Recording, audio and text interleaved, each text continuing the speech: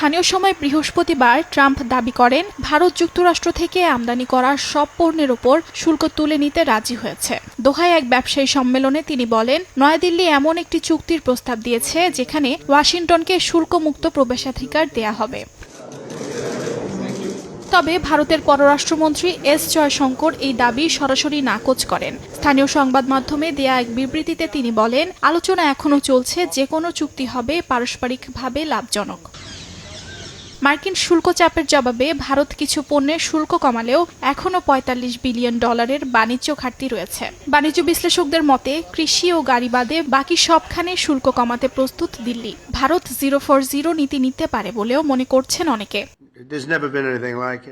গেল এপ্রিলে president Trump ভারতীয় পণ্যের ওপর সর্বোচ্চ 27% শুল্ক আরোপ করেন। এমন অবস্থায় দিল্লি দ্রুততম সময়ে বাণিজ্য চুক্তি করতে আলোচনা চালিয়ে যাচ্ছে, কারণ ট্রাম্পের উচ্চ শুল্ক আরোপের 90 দিনের বিরতি শেষ হবে আগামী 9 জুলাই।